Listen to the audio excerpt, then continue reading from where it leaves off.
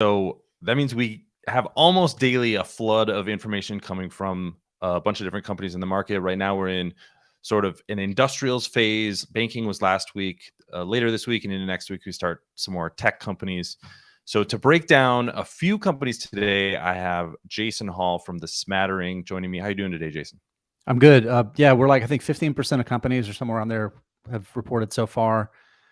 This is a really interesting time to me because a lot of these companies aren't really, people don't talk about them a lot, but they tend to be really cyclical and they can really give us some indication of like what's going on with the economy. So I'm really interested to talk about the companies we got lined up for today.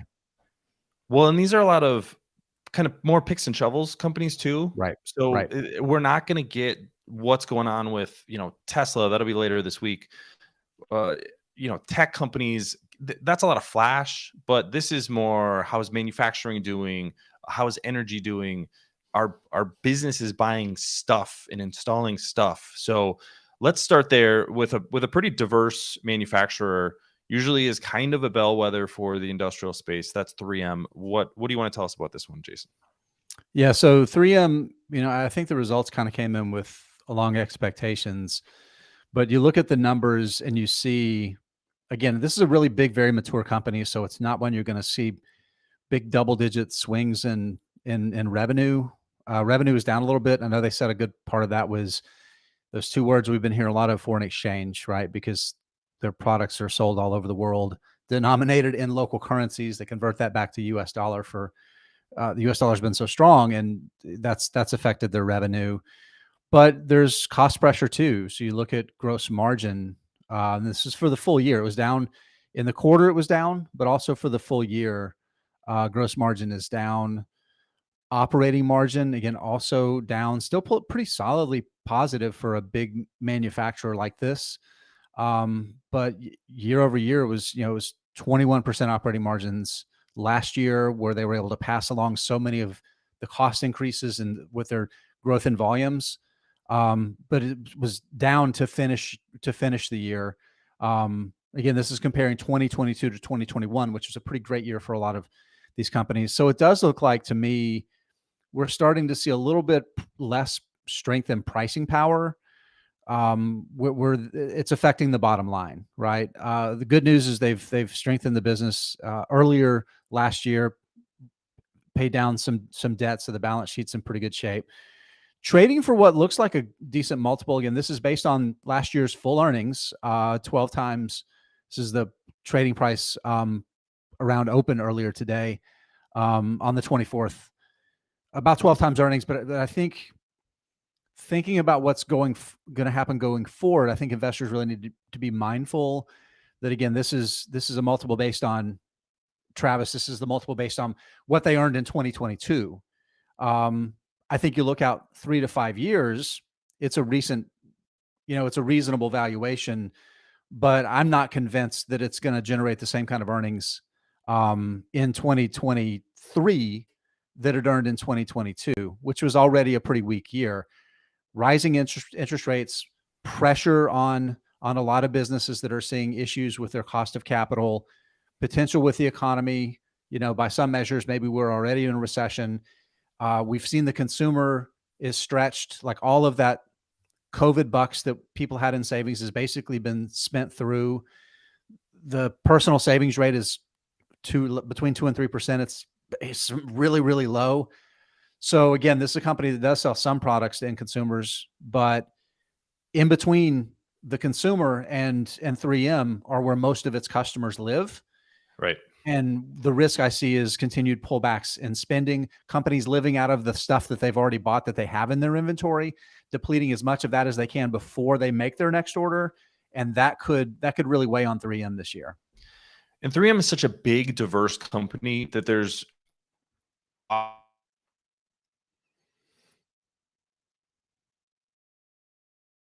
not just the divisions that they report.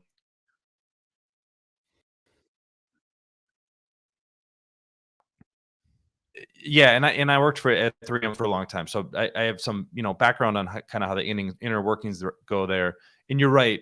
I think the inventory piece is probably something that is going to hurt 3M because their end customer is a business and not the consumer.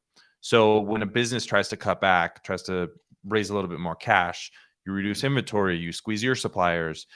Maybe your end customer is still fine, but you're sort of getting out in front of that. And as a result, 3M has some pressures.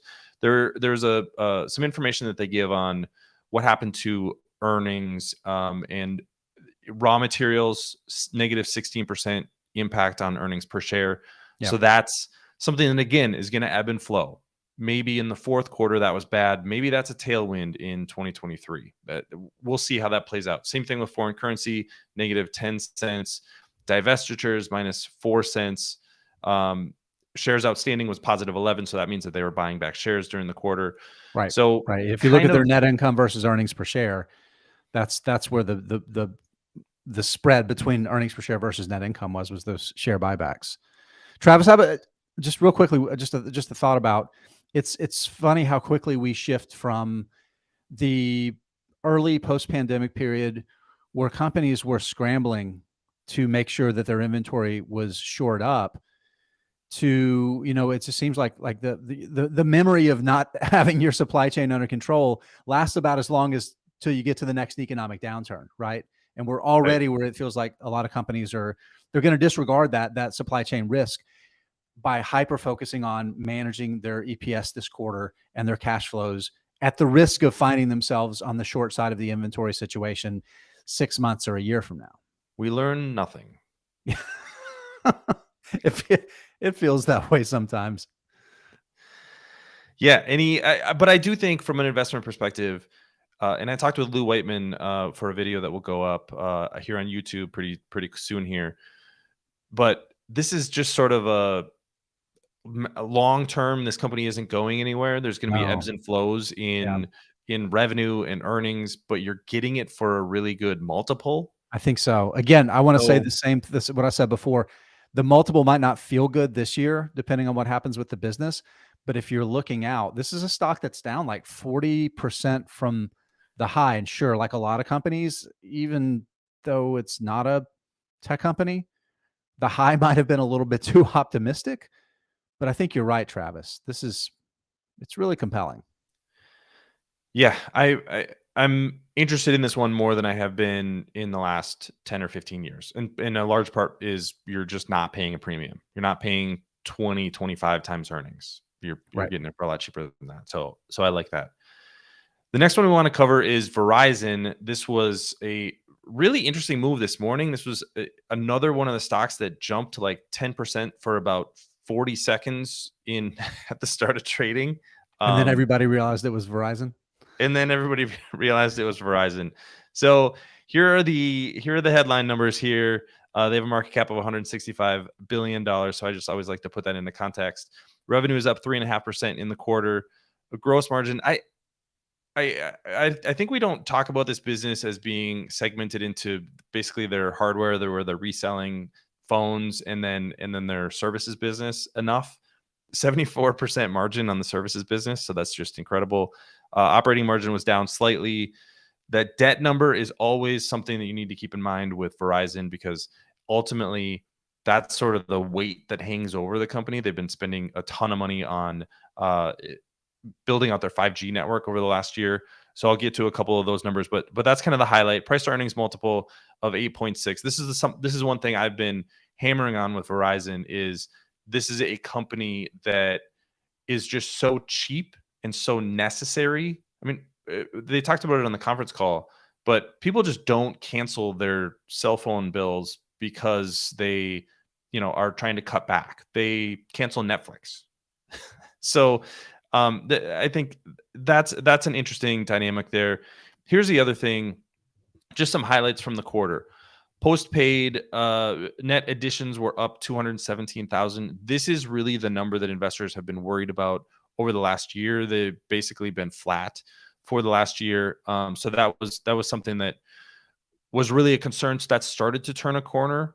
Postpaid churn was up a little bit and elevated from about a year ago. So that's something I'm keeping an eye on. The thing that I've been harping on with this company specifically is what they call fixed broadband. It's basically 5G broadband for your home or business, which replaces cable internet or fiber optics, whatever you may have now. I've been using this for about a year now. This is what I'm on currently. It's literally just a box that you plug into the wall and provides internet for the whole house. So incredibly easy to use, and they're attracting customers at an extremely rapid rate. 416,000 net additions on a broadband basis, and 379,000 of those were this fixed broadband product. So I think that is a huge tailwind behind them. What they haven't proven they've been able to do is actually turn that into a bundle. They talked about that a little bit on the conference call. So we'll see where that goes. I do like the pairing of smartphones for, an individual and people in the family, and then pairing that with broadband and making that be that's really sticky. I mean, that's a business you're not going to churn very quickly if you have all those products together.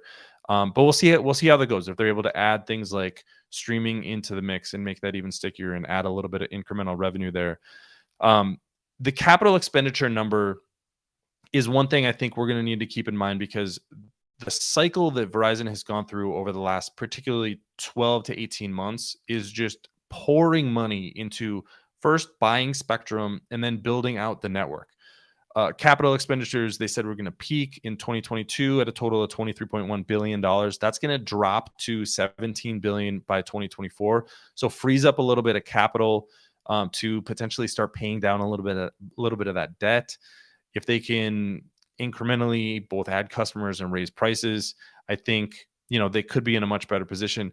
This is one of those, again, I'll go back to this first slide. You're getting this for less than 9 times earnings. So there's just a lot to like from a value perspective, even though strategically they're in a little bit of a tough position because some of their competitors have been much more aggressive in going after customers and going after growth. They're keeping that premium and high margin position. But anything that popped out for you there, Jason, when you looked at Verizon's earnings? I think it's just kind of remembering the big picture. Number one, if you look back over the past decade, over the past 3 years, past 5 years, this has not been a great stock to own. I mean, it's been fine, but it has certainly underperformed the market by and large. And it has, if you're looking for income that should be generally dependable, it's fine. You think about things like 5G, what's going to happen after 5G, the same thing that happened before it, 6G and then 7G. And the reality for a company like Verizon is, as much as that's an opportunity, like with 5G is, like machine to machine, there's more devices handling more data so that it can grow its revenues and on those really high margin services from it. But it's also like a minimum cost of doing business. The company has to do it because if AT&T is doing it, T-Mobile's doing it, right? So it's really important that it do that, but it's not as much of an upside thing as it's just a necessary capital expense, right? So I think that's going to create challenge to really lowering its CapEx a substantial amount. And conversely, with $150 billion, I believe was the number of debt on its balance sheet, which is relatively well laddered, right? It doesn't have these massive debt maturities coming in the next few years, but a lot of that interest is pretty cheap. I mean, it's got maturities. Like I was looking at its maturity schedule for 2024. I mean, it has very little debt that's maturing in 2023, but then in 2024, like $1 billion for 0.75%, 685 million euros, 1.625%, 400 million euros, 4%. That's the high end, right? Everything is below that.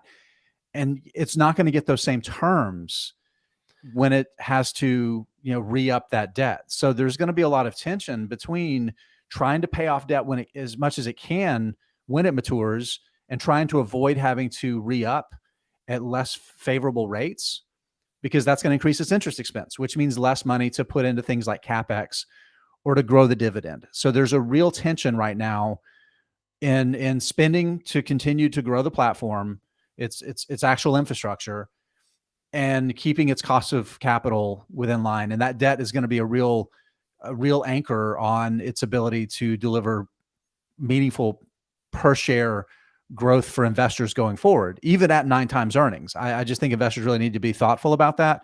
And I think there's probably better investments than Verizon right now. That yield might look really attractive, but it's largely attractive because the stock price has come down a pretty significant amount because of the risk of that debt. Question for you on the dividend, because the current dividend yield is 6.6%. Yeah. I remember when it was over 4%, we thought it was fantastic. Right. It hasn't right. gone up that much. The stock price has fallen. That's why the Yeah. yield's higher. If you were the CEO of Verizon, this is impossible for executives to do. Yeah. But would you go to the market and just say, "Hey, look, our stock is in the tank anyways. We're going to eliminate the dividend until we get to $50 billion in debt," or something like that, and operate this business in maybe a more capital efficient way. I just think this isn't one of those companies where I do like the dividend yield. I like that kind of having a fallback, but I would actually love to see them say, you know what, we're going to reduce the dividend payout by $5 billion this year, and we're going to use that money to pay down debt, because we don't want to be in a position where we have to re-up this debt at a 7% interest rate. I forget what the number is on that they paid in interest last year, but it was billions of dollars. And so even though they had a low cost of capital, that's a big cost for the company. And I think this is one of these businesses with a high debt load that they're going to have to think about, what are you going to do with that cash and what's the best use of cash. I would argue that they should actually be reducing the dividend to pay down debt. But what do you think about that idea? Yeah. So you look at the trailing 12 months, paid about $10.7 billion in dividends, trailing 12 months, $10.9 billion in free cash flow, right? There's Yep. it's tough. It's the question is, can the company even do that, right? Because of its investor base, right? Its investor base is a lot of income based investors, and at some point maybe you do just rip off the scab and do it. But the challenge is when your operating margins are 23%, it's hard to go to the market and say we need to do this, right? Because it is still profitable enough that there should be a case for being able to do both. Well, they do have that free cash flow freeing up because they're not going to be spending as much on CapEx over the next couple of years. So potentially they could reduce some of that debt burden. But that is the concern for me. The question that I have for them, the reason that I still like this stock is I think there's an opportunity to grow revenue at a slightly higher. This doesn't need to be a 10% growth company. No. But if it's a 5, they can get great operating leverage growing at mid-single digits and absolutely, get double-digit returns on that revenue growth. So if they can turn around their subscriber numbers and continue growing this broadband business, right? Can they generate an incremental $5 to $10 billion a year in free cash flow in, let's say, 3 years or 4 years? I think that's reasonable. That's what they're trying to do, Travis. I think that's yes. You have to try that first. You have to try that for 2 or 3 years, and then, then you start talking about cutting the dividend. Yeah, and we'll see what AT&T reports tomorrow, I believe. So we'll see what their results look like, because those are always kind of a couple companies to compare against. We'll see if there's sort of an ebb and flow of customers that are going from one to the other, because that seems to always be the case, is they stay about the same size, and there's just a few 100,000 customers that move back and forth periodically. So I will be keeping an eye on that, on Verizon specifically, on my channel on YouTube. What's the last one you want to cover here, and we can argue a little bit about the future of the housing market? Yeah, that's the thing, right? And that's why I want to talk about this, because you and I we're not completely on different sides of the fence here on housing and home builders, but we definitely have some divergent opinions. And we just had D.R. Horton report, and Horton is the largest home builder in the US and has been for maybe 20 years now. So it's certainly a good bellwether for what's going on with housing. If Travis, if you want to share the slide for the numbers. And overall, they kind of came in line with expectations. So Horton has some other revenue sources tied to like financing and that kind of thing. So if you kind of boil it down just to its home sales revenue, was up slightly, was up 1%. And that was mostly driven by price increases, right? The actual volume of home closings was down. Gross margin was about 27%, which is solid. A number of the smaller builders have been getting better margins, but 27% gross margin on their entire business is solid. Earnings per share down 13%. Again, these were for its fiscal first quarter 2023. That ended at the end of December, but that's the beginning of its fiscal 2023 year. They have a rental business, which is interesting and kind of makes sense because home building is a very cyclical industry, as we've all learned over the past 6 months, as interest rates have gone from essentially zero to levels we haven't seen in a decade or more.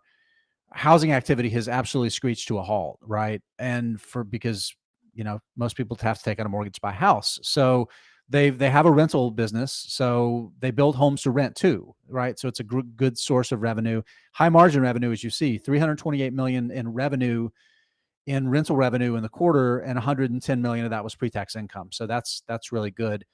Now, again, homes closed in the quarter down 6% to 17,000. Home orders, and this is really important, right? Because this is somebody coming in and ordering a home. It might close that month or that fiscal period, but it may also carry over, right? And that was down 38%, Travis. So a big decline in home orders. You don't see it on the screen here, but another number that was up substantially was the cancellation rate. I believe a year ago, in the fourth quarter, it was about 15%. And I think historically it's been kind of between 12 and 15%. It was 25%, right? And a lot of that, Travis, had to be people who didn't have a rate lock. Yep. And then mortgage rates have skyrocketed, right? And the people that just got priced out of the home that they had ordered and had to walk away. Yeah, the number's 27%, up 15 from 15%. 27 from 15. That's right. Yeah. So a doubling there.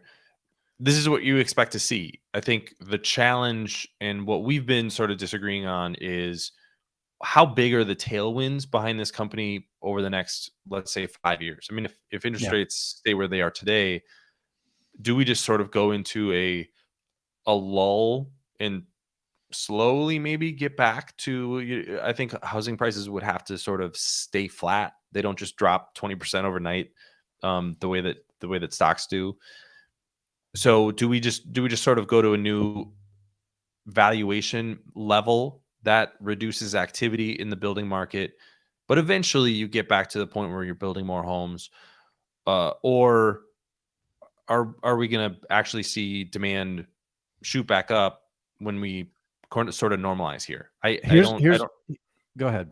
Yeah, here's my thesis on that, Travis, is housing is about a fifth of the economy, right? And a lot of that's what people pay for rent, not just what people buy for homes, but then you think about home improvement sales and paint and like all of that stuff together for housing is a fifth of the economy. It is absolutely gigantic.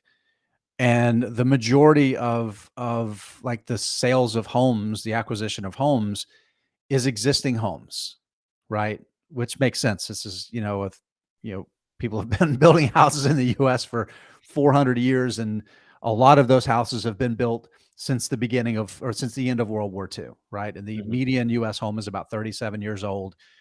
And we've gotten to a point, because going through the global financial crisis and the real housing crisis that we went through, the peak was like 2006.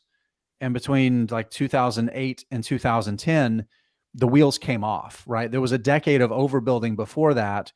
And home builders basically had to shut down and back completely away, particularly like from entry-level segments of the market, for 3 or 4 years. And we were more houses were actually being lost than were being built for a couple of years there, because we had to like rationalize the inventory.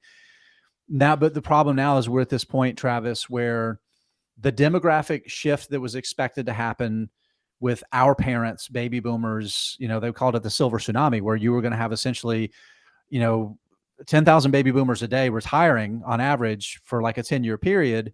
And they were all going to move to Florida and North Carolina and live in condos. And it hasn't happened, right? And typically in a healthy market, you'd have about 6 months of existing homes listed for sale. 6 months inventory is what is the kind of the magic number. That works out to at our existing population levels and household levels, probably 2.5 million, a little less than 2.5 million homes listed for sale. The latest data 970,000 homes listed for sale.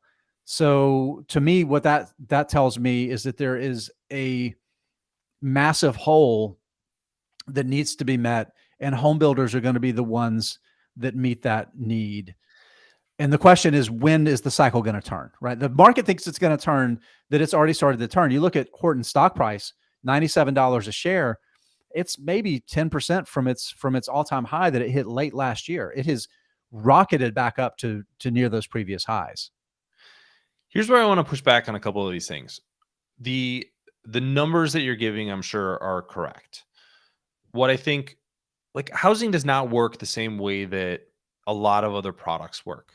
Like, if you bought a house for $500,000 in 2020, and now you would, let's say, normally go about this time to upgrade to your next home. Maybe you had a kid, or you had a second kid or something like that, and you're like, we need a little bit more room. This was our starter house. Now we want to a little bit bigger house. The sort of progression that people have been taking for the last 50 or 100 years. Right. Now you go to the market and you go to a realtor and you say, I want to list our house. What can we get for it? And they say $450,000. And you're like, what? I'm going to take a loss to move to a house that is now going to be, so I'm not going to have a down payment for that house. It slows the entire process. And so what I think we don't have really good data on is, maybe there should be 2.5 million homes available, but how many people are sitting in a house and going, you know what, we'd like to move to a little bit bigger home or maybe a different area, but now we can do remote work, so we don't have to move. We can't afford to move because interest rates are higher, our home value is lower. This is the stickiness of housing that doesn't exist in, even cars, where the money is so big and people are so leveraged in their homes just based on the fact that you have a mortgage, that when values start to go down and you actually have to realize what the real price of your home is, it makes you think twice at times like this. And so that's why there's a couple of really good points that you make there, and I want to emphasize a couple of those things. I think you're right, but I think a little bit to the demand side, it's actually helpful. I think by and large, there's not a lot of people looking to sell a house that are upside down. We've seen housing prices fall a little bit, but they've fallen from where they were 6 months ago, not from where they were 6 years ago. Right. So I don't think there's a tremendous amount of people that are upside down in that way. But where a lot of people are upside down is the interest rate side of things, right? So the payment side of things. So somebody that might have refinanced, that bought a house 10 years ago, that refinanced during the COVID period, they locked in at 3% or less. Maybe if it's a 15-year, maybe close to 2% or less, that their payment situation would be different. Even with equity, their payment situation would be different. And frankly, I think that's a challenge for a lot of older homeowners that took cash out mortgages, right, at some of those lows. And now for them to downsize and relocate, they're looking at similar expenses because of where interest rates have gone, Travis. So I think there's some truth to that, but I do think that also kind of helps the inventory picture a little bit for builders. I think it creates the opportunity for builders because they have to build the inventory that can't come onto the market because people have locked themselves into their home. The last point I want to make is that where a lot of these builders are building are in underbuilt markets that people are moving to. Yes, with things like being able to work remotely, there's also some opportunity for that in places where cost of living are lower, where people can move and live there and work jobs that aren't necessarily proximate to those things. So it's going to be interesting to see how it plays out, because I think we're both right in a lot of ways on this. Yeah. The question is going to be, can shareholders get rewarded from the parts of it where the home builders can kind of leverage and make money? Well, I thought of you this morning as I drove by 3 new housing complexes going up on the way to drop my kids off at daycare. So, there's another 1,000, 1,500 units going up in my area. So There we go. Hopefully that'll help the situation. All right. Well, thanks everybody for joining us. We will be back tomorrow, I believe, for some more reactions. We've got, I believe, Microsoft after the close today.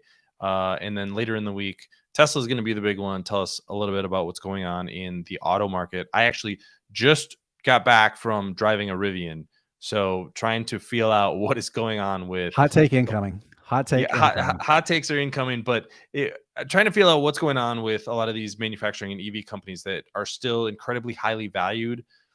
How much do they play by the laws of supply and demand? Do margins matter? Do volumes matter? We'll get a little bit more data on that later in the week. So thank you, Jason, for joining me. Everybody who, if you're not following Jason, you can find you. Is it The Smattering on YouTube?